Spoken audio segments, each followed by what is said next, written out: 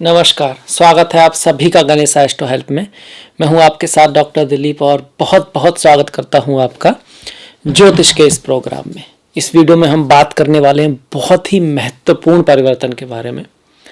गुरु अपनी नीच की राशि मकर से निकलकर कुंभ की तरफ जा रहे हैं और वैसे भी शनि, गुरु, राहु इनके जो गोचर की अगर हम बात करें तो परिवर्तन बहुत महत्वपूर्ण होते हैं और ये काफ़ी लंबे समय का परिवर्तन है, ऐसा नहीं कि एक आध महीने के लिए। यहाँ पर आप 20 नवंबर से लेकर आप दिसंबर, जनवरी, फरवरी, मार्च, अप्रैल 12 अप्रैल तक गुरु वहीं पर रहेंगे। कुंभ राशि में गुरु अच्छा करते हैं। कारण क्या है कि कुंभ राशि जल से मिलती जुलती राशि है।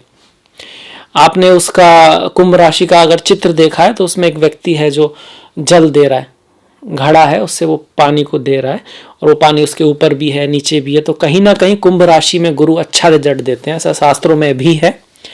और अब वो नीच की राशि से एक अच्छी राशि में जा रहे हैं, एक तो ये अच्छी बात हो रही है। दूसरा, इसमें वो मार्गी रहेंगे। पहले समय में काफी समय 3-4 महीने तो वक्री ही थे गुरु, तो कहीं ना कहीं एक बहुत अच्छा परिवर्तन आ रहा है और अपने नीच से बाहर निकल रहे हैं। कोई भी ग्रह अगर अपने नीच से बाहर निकलता है तो अपने श्रेष्ठ गुणों को दिखाता है। और आपके लिए बहुत ही इंपॉर्टेंट इसलिए भी हो जाता है क्योंकि आपके लग्नेश भी गुरु हैं। लग्न का स्वामी जो है वो सबसे महत्वपूर्ण ग्रह होता है, तो उसका गोचर ऑटोमेटिकली इंपॉर्टेंट हो जाता है। और गुरु का गोचर तो सभी के लिए, तो आपके लिए डबल इंपॉर्टेंट हो गया। तो अब देखते हैं वो क्या करेगा।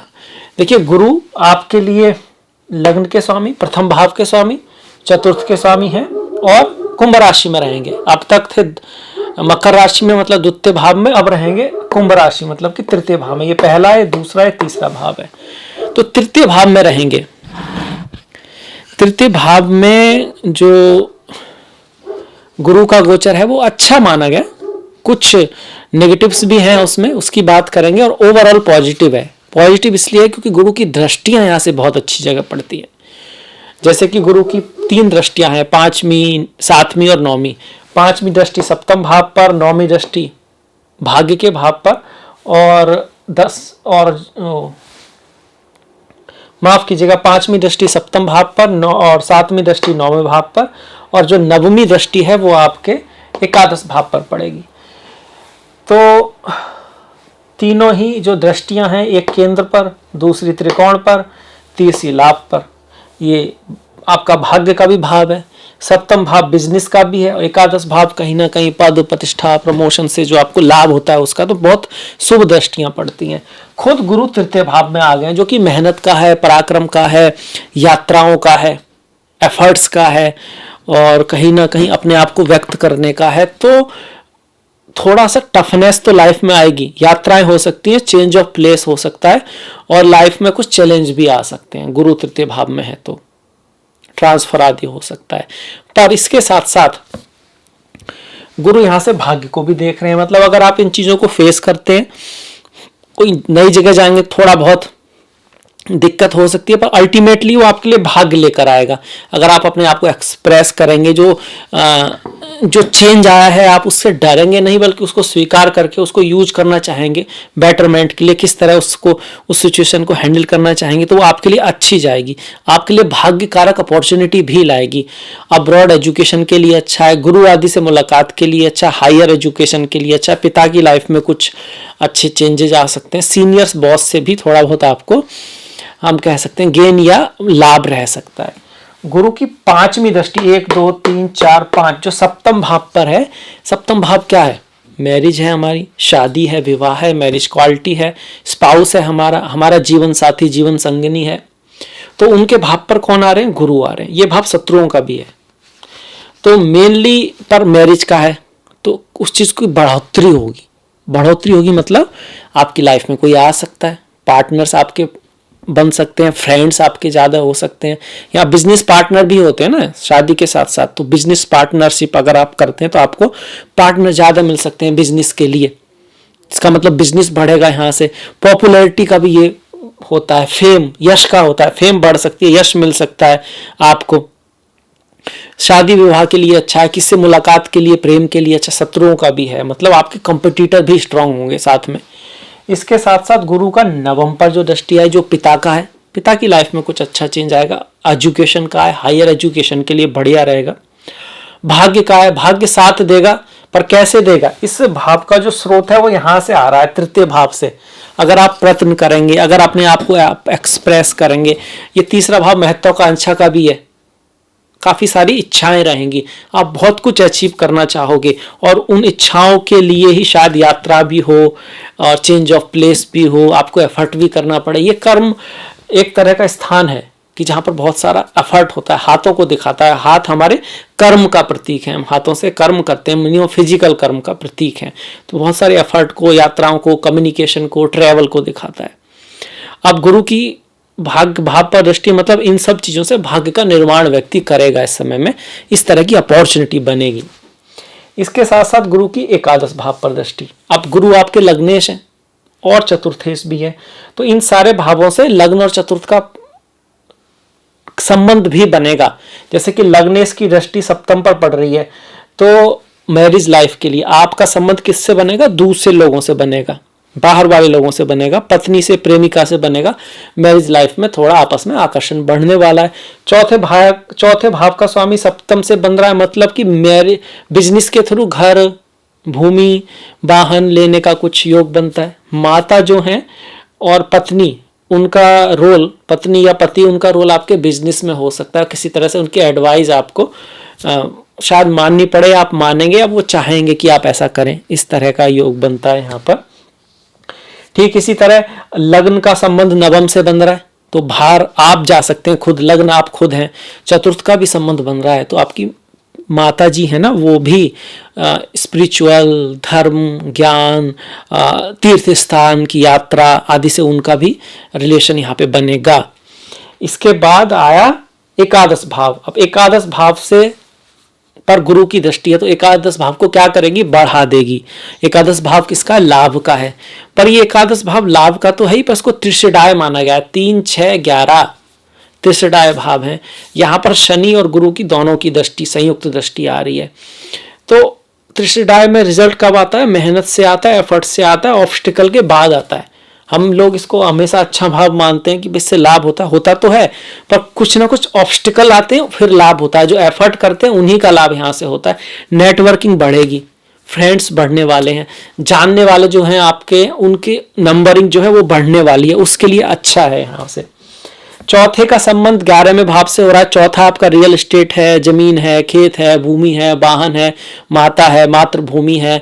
उसका संबंध किससे बन रहा है? 11वें भाव से, लाभ के भाव से बन रहा है, और अपने से अष्टम भाव से बन रहा है। तो माता की सेहत का थोड़ा सा ध्यान रखना। चेंज ऑफ प्लेस हो सकता है, पर अल्टीमेटली उससे लाभ होगा। इस तरह से दिखा रहा है। लग्न का संबंध एकादश से बन रहा है। आपका फ्रेंड सर्किल बढ़ेगा, आपको ज्यादा लोग जान पाएंगे, इस तरह का बनता है। और ये भाव नेटवर्किंग का भी है। आप अगर नेटवर्क, इस तरह का आपका काम है जहां पर नेटवर्किंग का इंपॉर्टेंस है कि आप कितने लोगों को जानते हैं, कितने लोगों से मिलते हैं, कितना आप ट्रेवल करते हैं, एक्टिवनेस का अगर इंपॉर्टेंस है, तो आपको उससे लाभ होने वाला है। उस चीज को ये दिखाता है। तो ये दिखा रहा है हमारा गुरु का गोचर। अब इसमें भी थोड़ा फेज का अंतर आएगा। ये सारी चीजें तो रहेंगी, पर इनके साथ साथ कुछ चीजें और जुड़ेंगी। किसके अनुसार? नक्षत्र के अनुसार। यहाँ थोड़ा डिटेल में है चूंकि वीडियो।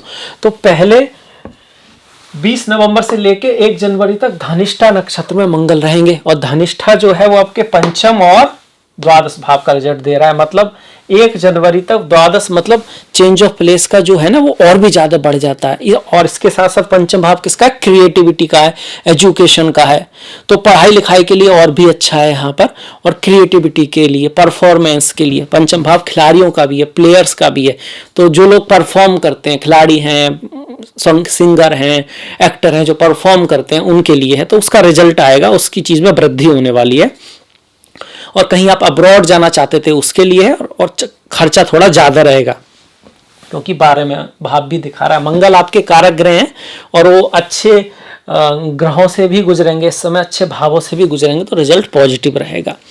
इसके बाद जो गुरु है शतभिषा, 100 हीलर्स, मतलब कि राहु का नक्षत्र है उससे। और राहु आजकल 6ठे भाव में चल रहे हैं, पर उच्च के चल रहे हैं। आपके शत्रु परास्त होंगे। ये कब तक रहेगा? ये आपका 2 जनवरी से लेकर और 1 मार्च तक रहेगा। 2 जनवरी से लेके 1 मार्च तक आप कंपटीशन में विजय प्राप्त करेंगे, आपके शत्रु परास्त होंगे। और इसके साथ साथ आपका जहाँ पर पद प्रतिष्ठा प्रमोशन जो स्टेटस है समाज में वो बढ़ने वाला है, उसके लिए भी अच्छा है। अब चूंकि राहु का है तो राहु स्वास्थ्य का थोड़ा सा ध्यान रखें और मन को थोड़ा सा कंट्रोल में रखें। गुस्सा आदि का थोड़ा यहाँ पे चांसेस रहता है इस समय जब राहु का होता है। ओवर एम्बिशियस या ज़्यादा जल्दी में भी चीज़ें थोड़ा सा बिगड़ सकती है, पेशेंस रखें। इसके बाद राहु के बाद किसके नक्षत्र में जाएंगे? गुरु जो है खुद के ही नक्षत्र में चले जाएंगे, जो कि पूर्वा भाद्रपद नक्षत्र है, जो भगवान शिव से जुड़ा हुआ है, जो इन अवे अच्छा नक्षत्र माना जाता है, अग्नि तत्व का नक्षत्र है और सैक्रिफाइस दिखाता है। बड़ी चीज़ों के लिए छोटी चीज़ों से थोड़ा ध्यान हटाना जरूरी होता है। गोल पे अगर आपको प्राप्त करना है तो आसपास के जो चीज़ें हैं वो आपको दिखनी नहीं चाहिए। जैसे कि अर्जुन को सिर्फ चिड़िया की आंख ही दिखती थी, इसलिए वो ही भेद पाया। तो उस चीज़ को दिखाता है कि इस तरह का अगर आप एटीट्यूड रहेगा, आपका ध्यान अपने गोल पर, लक्ष्य पर रहेगा, ना कि इधर उधर भटकता रहेगा, तो आप बहुत अच्छा कर पाओगे।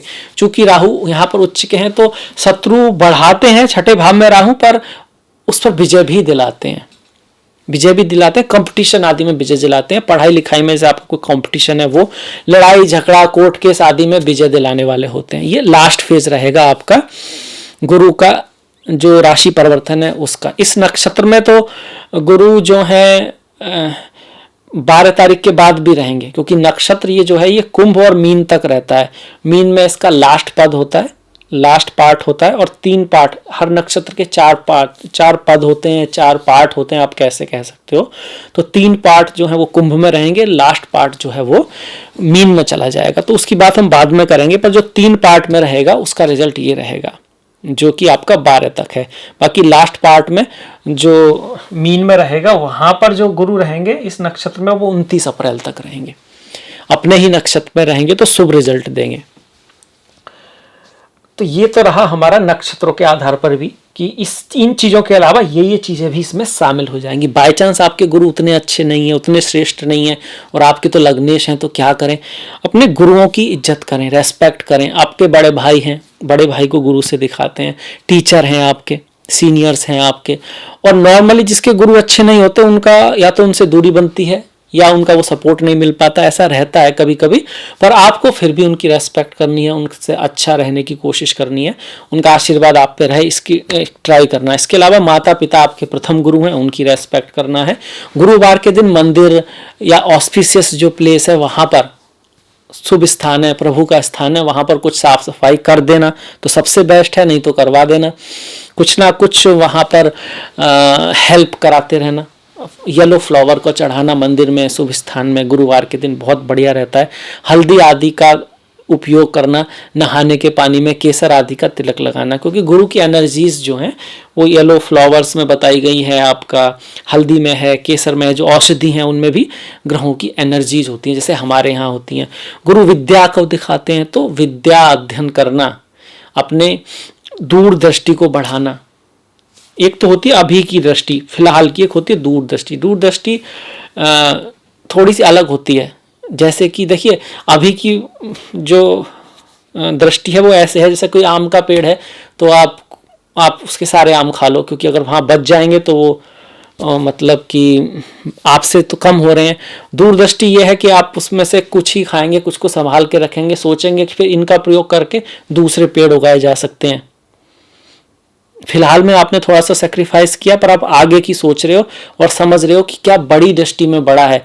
अगर आप सारे आम खा लोगे तो फिर पेड़ उगेगा कैसे, ये चेन समाप्त हो जाएगी। तो आप आगे की सोच रहे हो। या फिर आप कह सकते हो जैसे कहीं से आप पानी लाते हो, एक पानी लाते हो हर जगह से, हर दिन लाते हो, कहीं से दूर चल के पानी लाते हो और अपने उस पानी का यूज करते हो। ये हो गया शॉर्ट दृष्टि। और लॉन्ग दृष्टि हो गई कि रोज जाओगे। इससे बेटर है कि एक तरह की पाइपलाइन बिछा दो, भले ही उसमें समय लग जाए, पर एक बार अगर आपके पास वो पाइपलाइन आ गई तो खोला और पानी भर लिया, कितना समय बचेगा और दूसरों की भी हेल्प होगी और आपकी भी उससे कुछ हेल्प हो सकती है। तो लंबी जो दृष्टि है वो गुरु देते हैं, वो उसको अपनाना जीवन में भी गुरु को शुभ करता है।